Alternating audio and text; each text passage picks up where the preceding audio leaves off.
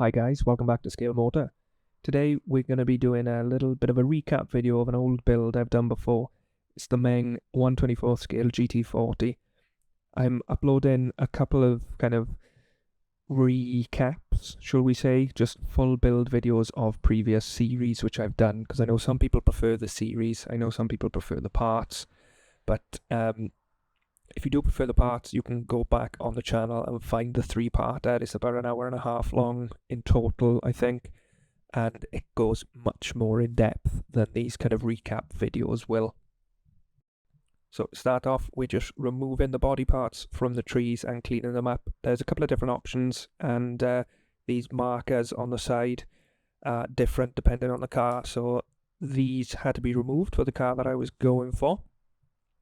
So we just used a brand new sharp blade on our Swan Morton scalpel, scraped it off, and gave it a little sand as well, just to make sure. I would have used a chisel blade with hindsight, but yeah, there was a little divot left. You can't really see it on the finished model, thankfully. But once that was done, we had to glue these little pods on the back. And these were a nightmare to sand around when it came to flattening back the clear coat. Unfortunately, I think they would have stood out a bit more if I left them off. But, so yeah, we opted to glue them on now and clear coat it all as one.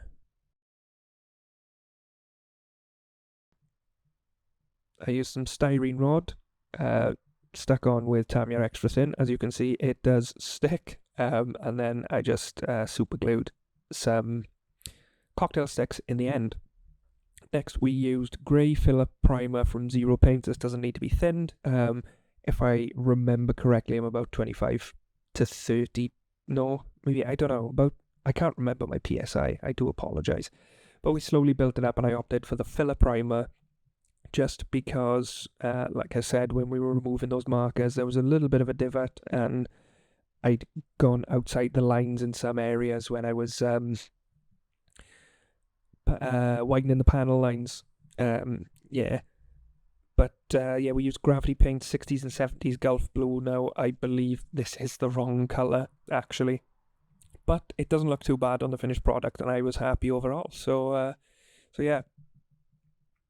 I do plan on building another one of these, maybe the 1/12 scale, actually, and then I'll use the right colours. But because this is a automotive lacquer paint, you want to build it up slowly. Nice thin coats. I think I ended up with about 7 coats.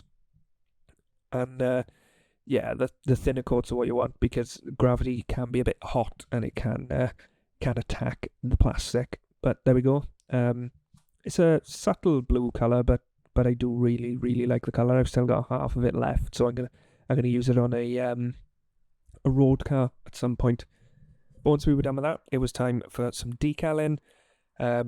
These decals, not much to speak of. They all go on pretty easy because it's a nice flat surface. We just put some Microsol down first, and then we used some UMP strong decal solution to get it, just to settle the decal, just to make it really on there.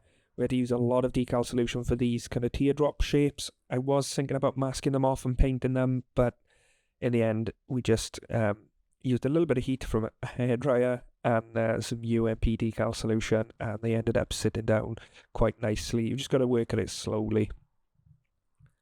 And there we go, we're all decaled up, ready for clear coat. The majority of the decals were quite simple to put on. It's just those teardrops can be a bit of a nightmare. Then we were masking up some parts which we didn't want clear coated, because they're going to be painted a different colour later on. Didn't really have to mask them off, could have clear coated them, but then I would have had to flat them back if any dust or anything landed on them, and they weren't attached excellently, so I thought, yeah, rather than that, we just tape them up.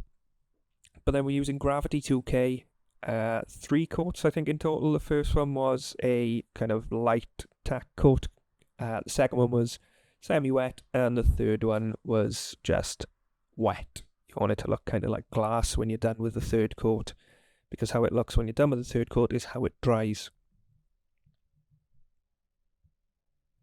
There we go.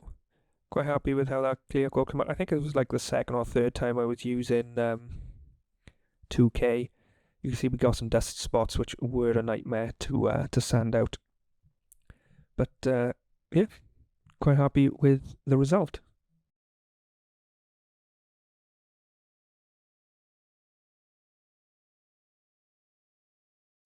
Then once that was all done and dusted, while the clear coat was set in, it was time to move on to the engine and chassis pieces.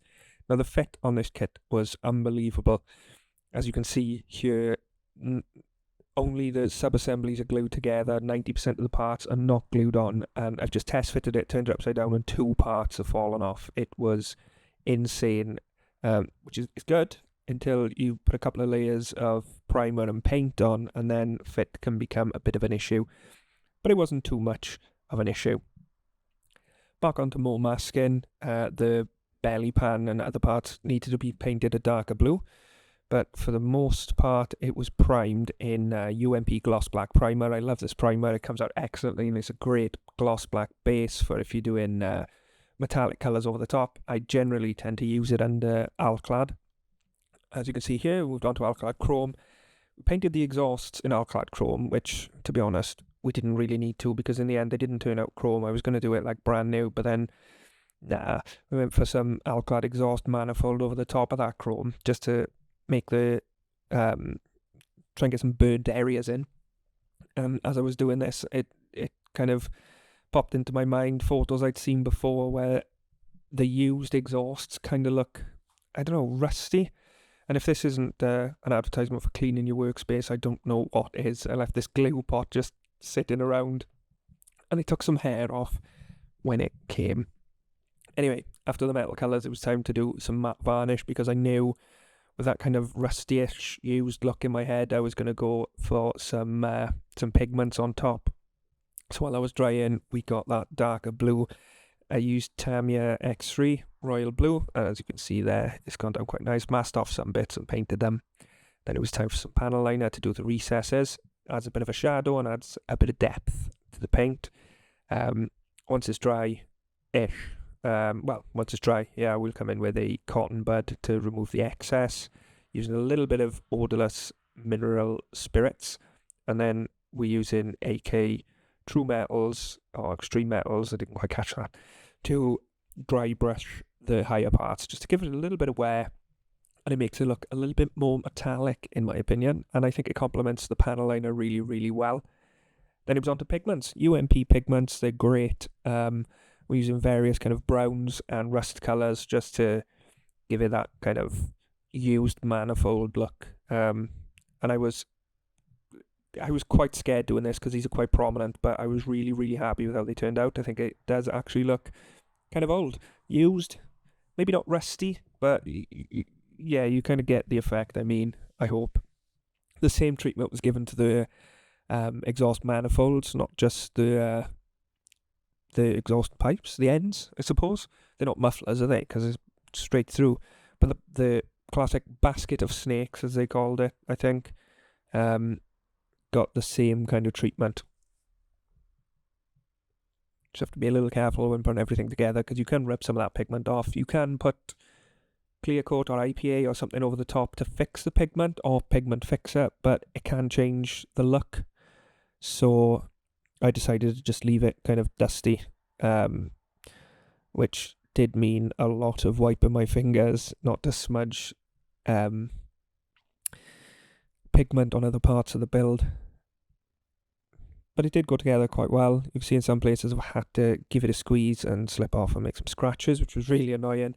But yeah, because of the paint and the fitment anyway, it was a bit tight in places. But overall, not too much drama putting it together. I think it went together quite well, and I was quite happy with how it looks. Couldn't resist a test fit of the body at this stage either. Just had to be done. You can see it went together quite well here, but towards the end you'll see that that was not the case. And that, again, was going to be my fault by the looks of things.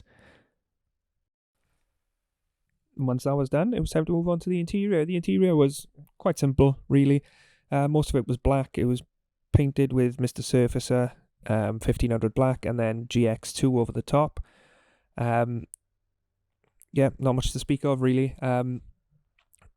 The kind of GX2 I went for the leather look of the seats. The GX2 wasn't used on the dash or the door cards because, well, that doesn't need to be shiny. Neither did these parts here, which we masked off and painted. Also, that was just done in Mr. Surfacer 1500 Black. It's a great primer and it leaves a lovely colour as well. Sometimes I use it in place of semi-gloss black. Then it was time to mask up some of the metal panelling on the dash and some metal parts on other pieces on the interior. These metal pieces were painted with Alclad aluminium. There was quite a few bits and bobs on the inside which needed to be painted. You know, you had the handbrake, the gear selector, whatnot. This part which I forgot to mask and stopped mid-paint to mask. As you can see, I was still wearing my glove. This, I'm not sure, I think it might be the fuel tank, or it might just be a cover, I'm not entirely sure. Yeah, that was painted in Alclad aluminium. You want to go slow with Alclad. With the shiny ones, yeah, but the aluminium is not too reflective, so you don't really have to go too slow. But if it was the chrome like we used previously, you want to build that up really, really slow or a low pressure. It doesn't matter too much with the kind of non-reflective metal colours. Now we're masking up the windows. Thankfully, this come with window masks. I hate it when kits don't come with window masks because I hate masking windows. It's really, really fiddly. So window masks are a godsend, and it came with masks for the lights and everything as well, because these lights had a black surround. We're painting with semi-gloss black from Tamiya LP5 X18, and again, build it up slowly, because you don't want to end up melting that plastic, because that will be a bit of a nightmare to fix.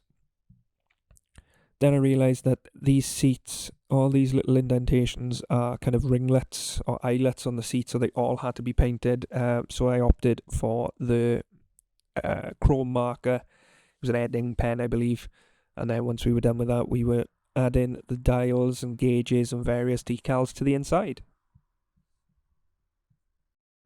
And then we were doing the pinstriping on the tyres. This was a nightmare. It's cut down quite a lot in this video, but it was so hard to line up and get to look actually concentric to the centre of the wheel. It took ages. We did put a bit of pigment over the top when it was done to make them look slightly used. And then once we'd done that and we were leaving them set, we carried on building the interior. Again, goes together pretty well, quite intuitive, some good positive location, locating points, and it just kind of slides right in. Next was the dash. The seats are kind of just sitting in at the moment. They're not actually glued in. You'll see why now, because there was some seat belts provided with the kit, which was good. A bit finicky to get on the buckles, because when you have to post it back through now, obviously you've peeled it off the back end and it's sticky, so it does stick to itself and it does get quite annoying. But not too time consuming and not too much of an issue. We got them on, and the good thing is they stick to the seats. And then came the fun part, flattening back the clear coat. We used micro mesh, I believe, 6, 8 and 12K, just going through wet sanding slowly. Once we were done with the wet sanding, we used the UMP polish system. So we used the compound, the polish, and then the wax at the end. And then it came to fit it all together for the final time. And like I said, it didn't fit as good this time. I think maybe the interior, maybe I didn't glue it very well, or the paint, I don't know. It just didn't fit that well at this point, unfortunately. And you can see a little gap in the finished product. And I couldn't get the rear to close, which is why this is displayed with the rear open. But now we're just using some white glue. It could be wood glue. You can use PVA for the clear parts. And this does hold. Once it's dry, it holds quite well. And the good thing is, if you get any kind of spillage or oozing out, you can just wipe it away with a wet cotton bud and it's gone.